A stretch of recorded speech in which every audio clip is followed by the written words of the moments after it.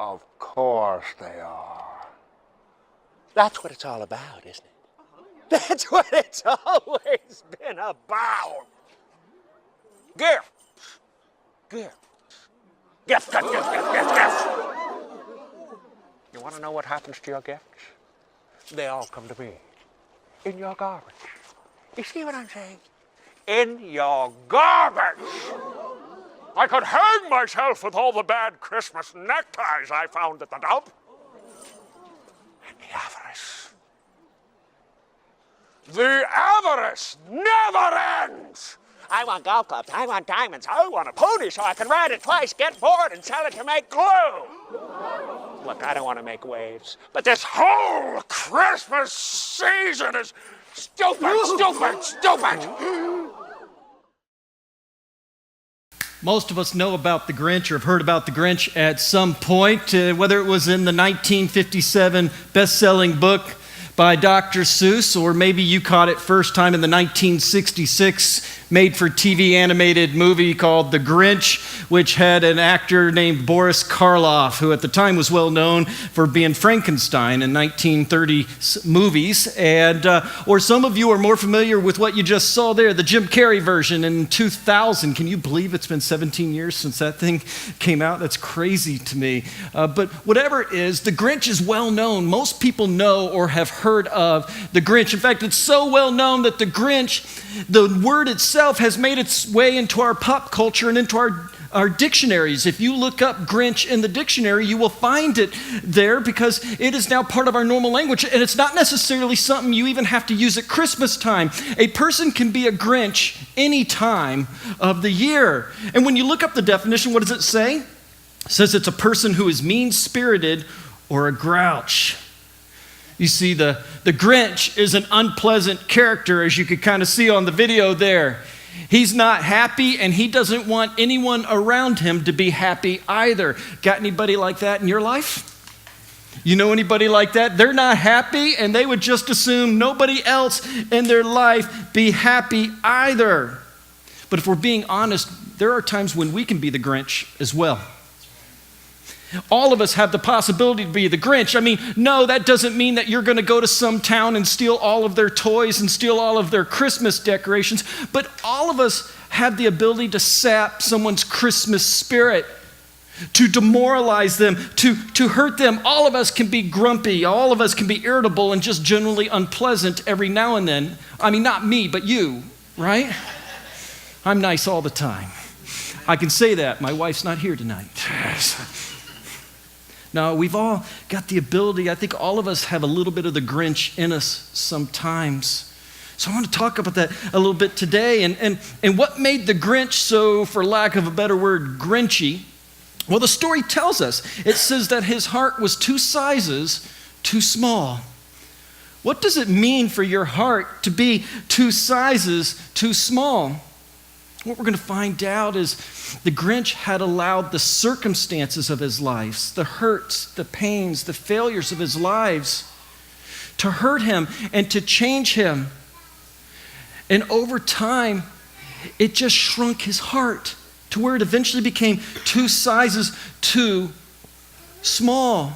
And what was happening was he was holding grudges. He was hanging on to the past when it was unhealthy. But are there things sometimes in your life, things in your past, some hurts, some pains, and failures that you've held on to in your life? Are there some things that are defining you, some things that are changing you as well? I want to talk about those today. Because when we don't allow our hearts to forgive, when we hold on to the past, it lowers our capacity to love. And when we lower our capacity to love, our hearts begin to shrink. And when our hearts begin to shrink, we become more and more like the Grinch. We've got to be careful of that in our lives. Now, how did the Grinch get real grumpy as he did?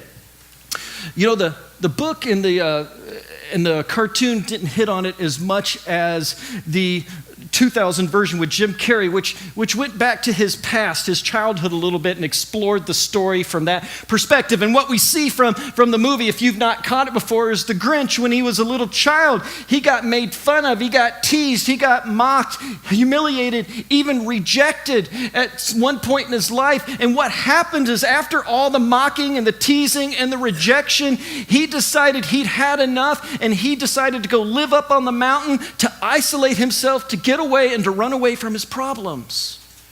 And we're going to find out today that when we do that, and sometimes we do, this can have a real negative effect on who we are and can destroy our character. Eventually, this forces him to hatch a plan to go down into Whoville and steal the toys and to steal the Christmas decorations from the town. In fact, we can even read a little bit about that story. It's great from the book. It says that then he slithered and slunk with a smile most unpleasant around the whole room, and he took every present. Pop guns and bicycles, roller skates, drums, checkerboards, tricycles, popcorn, and plums. And he stuffed them in bags. Then the Grinch very nimbly stuffed all the bags one by one up the chimbley. And then he slunk to the icebox. He took the Who's feast. He took the Who's pudding. He took the Who's roast beef. And he cleaned out the icebox as quick as a flash. Why, that Grinch even took their last can of Who hash. I mean, who does that? Who takes the last can of Who hash? He's a mean guy, this Grinch. And the reality is the next morning, he was expecting to hear the Who's come out of Whoville crying and angry and anguish and hurt and pain, and he was just going to love hearing their cries rise up. But that's not what happened if you know the story. Watch this clip with me real quick as well. Every Who down in Whoville, the tall and the small, was singing without any presents at all.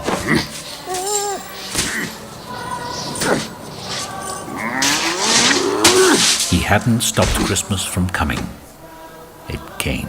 Somehow or other, it came just the same. Mr. Grinch! And the Grinch, with his Grinch feet ice cold in the snow, stood puzzling and puzzling. How could it be so? It came without ribbons. It came without tags. It came without packages, boxes, or bags. And he puzzled and puzzled till his puzzler was sore. Then the Grinch thought of something he hadn't before. Maybe Christmas, He thought, doesn't come from a store.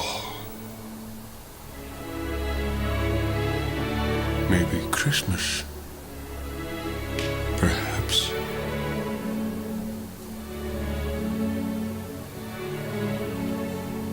means a little bit more.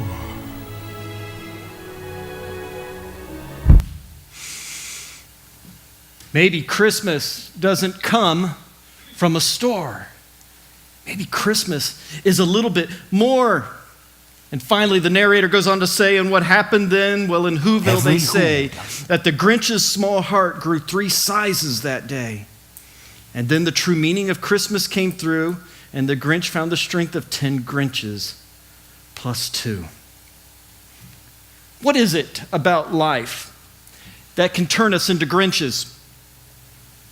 What is it on this journey we go on that can lead us down paths we don't want to go down, that can change us, that can cause us to make the wrong decisions? Well, I want to look a little bit today at what that pathway can look like. And so on your worship guide, there's a kind of a picture pathway on that we're going to fill in today. And I want you to ask yourself, which direction have I gone in my life? The pathway, it looks a little bit like this. It starts with comfort. We're living our lives. Things are going pretty well. We're kind of in status quo, and you know, things are kind of working out. Yeah, life has its little problems, but we're dealing with them. We're working through them. But suddenly, out of nowhere sometimes, we're faced with conflict.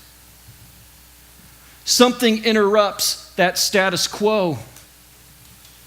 Something gets our attention. Something gets in the way. Something hurts us. It can look like a lot of different things that we don't expect. Things like maybe we lose our job. Things like maybe we get in an accident, or perhaps we get a sickness. Perhaps someone else around us is in the hospital, or they pass away. Maybe someone around us says something or does something to us that hurts us to the core, and we are affected and having to deal with it. And now suddenly we're faced with this conflict in life. It interrupted our status quo. We're kind of realizing things aren't going to be the same. They've changed. What do I do?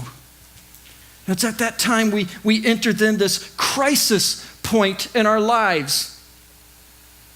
We realize we've got to deal with this thing. The bottom's dropped out. Oftentimes it's at a point like this that we feel kind of nervous, worried, vulnerable, maybe even kind of naked and exposed to the world. We're not certain what's going to happen next or what we're going to do with this thing. We just know we have this crisis now that we have to deal with. It feels like the bottom just dropped out. And it's at this time that we kind of come to a fork in the road. A couple different ways we can go. And the first one I'm going to talk about is the one that people don't often go down. You see, the first one is we can choose to accept our circumstances. Now, acceptance doesn't mean we're going to pretend like it didn't happen or ignore it. Acceptance doesn't mean you're a doormat for people to step on. No, what acceptance means is that we're just going to say, okay, this thing has happened. I got to deal with it. I'm going to have to work through this thing. Acceptance can mean, hey, I'm going to have to take a step back. I'm going to have to take a deep breath, evaluate it. Acceptance can mean a lot of different things. We look at acceptance and we go, okay, maybe I understand why this thing happened, but sometimes acceptance means I don't know why this thing happened, and I may never know why this thing happened. Did you know sometimes in life it just is what it is? Sometimes we can be looking for the why, and you know what? Sometimes people are just broken, and guess what? Broken people do broken things sometimes. You ever been in a situation like that? You can't always explain. I can't always explain why people say what they say sometimes, you know what I mean?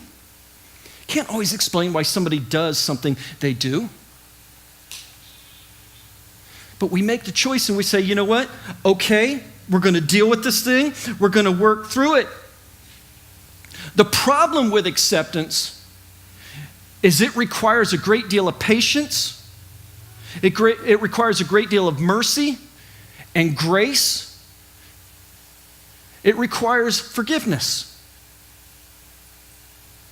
It requires us to take a step back and say, we're going to work through this together, but we are going to work through this. We are going to try to find a solution, realizing things may not go back to the way they were. When you forgive something, it doesn't always mean that things go back to the way they were. Sometimes healthy boundaries are necessary. But we choose to, in this case, say, we're going to find a healthy solution to get out of this, to make our way out. And when we do that, what we end up finding is we come out over time, the other side, wiser, and our heart is still alive. But I got to tell you, we don't seem naturally wired to go down that path. Me included. We don't seem naturally wired to go down that path. The path we all too often go down, it seems like, is that other one. We choose hardness. What do you mean by hardness? What I mean is this: we choose instead to harden our hearts. We choose instead to not forgive. We choose instead to go down a road of bitterness and cynicism. And when we go down that road, it ends up changing us, only it doesn't change us for the better. It's a road we end up going down that hurts us. But yet so many of us choose that road. We harden our hearts. We wave our fist. And in the process, we become the Grinch. Now, what are some ways that we can tell if we've hardened our heart? What are some things that we can evaluate in our lives that might indicate that we have hardened our heart in a situation or with someone? One of the first ones is this: you go numb. You go numb. Well, what do you mean by that, Jason? When you go numb, you stop feeling. You no longer cry anymore. You don't feel anything. You disconnect. You ever gotten that way in a situation before? I'm so over it. I'm so fed up. I'm so mad. I'm so angry. I'm so tired of dealing with this. I've just gone numb. And at first, it looks a little bit like a defense mechanism. In fact, we could probably even convince ourselves, maybe this is just good for me. But I got to tell you, when you go down this road of numbness and you lose feeling, there's a piece of your humanity that goes with it. Because you've hardened your heart. You've lowered your capacity for love. We've talked a little bit about this before, but it's worth mentioning. Oftentimes we like to say, hey, the opposite of love is hate. But I got to tell you, I disagree with that. I don't think the opposite of love is hate. And the reason I don't think the opposite of love is hate is because hate is still feeling something. It may not be a good feeling, but you're still feeling something. When you ask me what the opposite of love is, I tell you it's going numb. When you no longer have any feelings, when you no longer care whether they live or whether they die, when you have turned that switch, you no longer love. And you are going down a dangerous road or into a very dark corner you don't want to be in. And so you got to ask yourself, is there any relationships in my life, anyone, where if I was being really honest with myself, we've gone numb? Or I've gone numb in this thing. The second is a result often of that numbness, and that's this: relationships become mechanical. You're just going through the motions. Doing the right things, saying the right things, but your heart's not in it. Do you know you can just go through the motions in life sometimes? Do you know sometimes you can harden your heart? You can get so hurt. You can get so cynical, so angry, that just relationships with others, they just become mechanical. I want you to know that's a dangerous place to be as well, too. I always like watching the character Sheldon off Big Bang Theory. Some folks call me Sheldon sometimes. I don't think that's a compliment.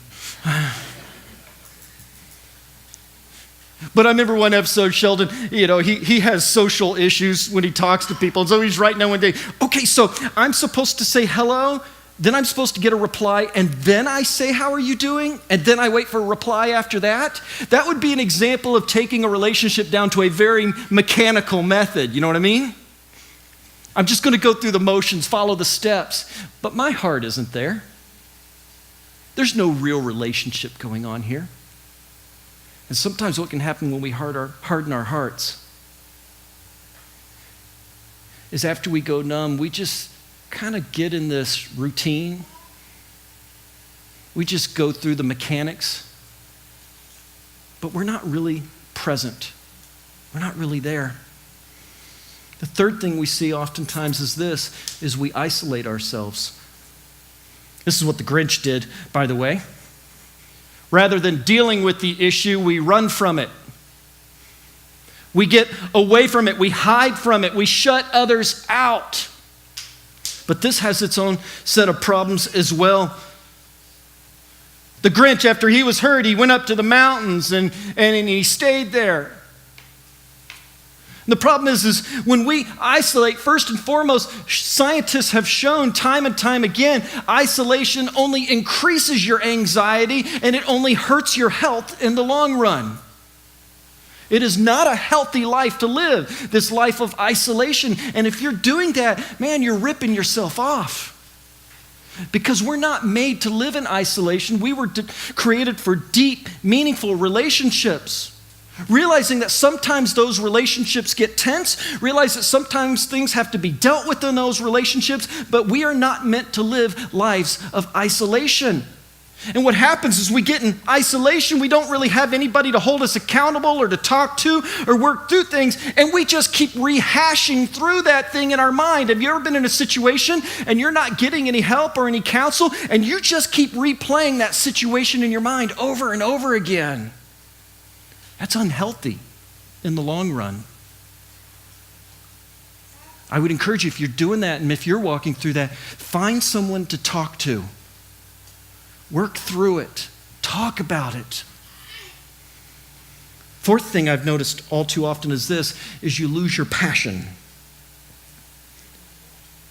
When you get in this cycle where you are going numb and relationships are mechanical, when you isolate yourself, you lose your passion. But as I really thought about that, even in just the last 24 hours, I think I even changed the wording a little bit on myself there. I think it's probably more correct to say this. I think you change your passion.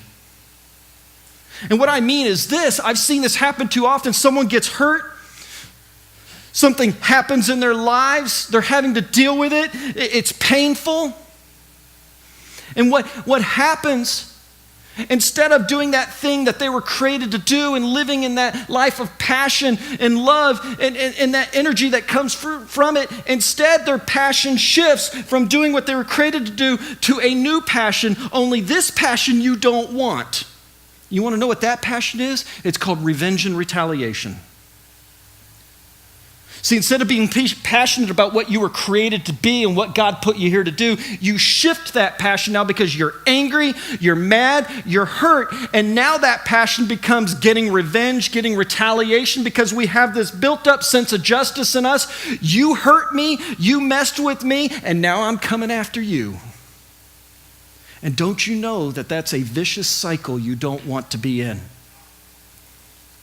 Because what happens, and I see it all the time, is you go out and you get revenge, and what's the other person do? They turn around and they get revenge on you. And then you get revenge on them, they get revenge on you, and now you're in a cycle and you can't get out. You've misplaced your passion. Don't allow hardening your heart to do that. Because when that happens, and we see this happen all too often, is that you end up becoming negative. You become negative. Let's face it, it's easy to focus on organizational and personal shortcomings. It's easy to point out shortcomings in people and other things. But when we become negative, we end up focusing on the things we don't like rather than the beauty that we can see in others. We end up focusing on the wrong things. And it's easy. It's easy to get in this trap. It's easy to point out the shortcomings of other people. I will tell you as a pastor, this is the one I have to guard myself on oftentimes the most, about being careful about going negative, because I'm a public figure to some extent. And I am aware, man, in a room of 100 people, there could be 100 opinions on how to do this thing called church. And that pathway we talked about, how do you deal with that? How do you work through that? Because you can fall into that pit of hardening your heart very easily. Don't do it. It'll make you negative. And here's the biggest problem I've noticed with negativity. This is the thing that I have to struggle through the most, is when you're negative, all too often what happens is you end up focusing on patterns in people rather than the people themselves. You say, what do you mean by that? See, the problem is like in ministry sometimes, is people will come and they'll just say, man, I'm giving it up. I'm going to follow Jesus. I'm going to stop doing this thing, man, and we're going to make it, man. We're going to climb the hill. But time and time again, don't we see that oftentimes it's just sometimes people go back to those old wells. They go to those dead-end roads. Even the Bible says that in a disgusting verse. It says, as a dog returns to vomit, so does man. And it's easy to get cynical when you see that. It's easy to get a little bit jaded. And what can happen if you're not careful is you just end up focusing on the pattern. Someone comes to you and says, yeah, man, I've stopped smoking, I've stopped drinking. And you're like, okay, we'll see. Right? Maybe. Yeah, sure. I'll catch up with you in about a month. We'll see how that's going for them. Rather than trusting and believing in their greatness, that they can do this thing. We end up focusing on the patterns rather than the person. And when we do that, it can cause us to be negative. And it can cause us to harden our heart. I guess the point I'm saying is give people a chance. Be careful about cynicism and going down that road. Because the reality is this, y'all, you know this. Y'all, so you can tell I'm from the South, right? Sometimes people promise things and they don't deliver. Do you know that? Yeah. Sometimes. And I don't mean this to sound callous, but that's life. It happens to everyone. That's life on this side of eternity.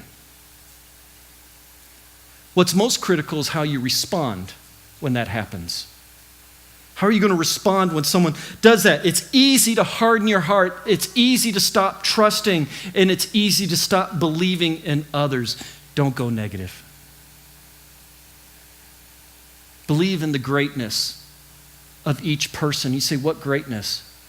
We're all created in God's image. There is a piece of that Creator God in each one of us. And that can be hard. I get it. But when we don't do that, when we go negative, it kills our heart. Are there some things and some people that you are being critical and negative of in your life? And it's causing your heart to shrink this Christmas season.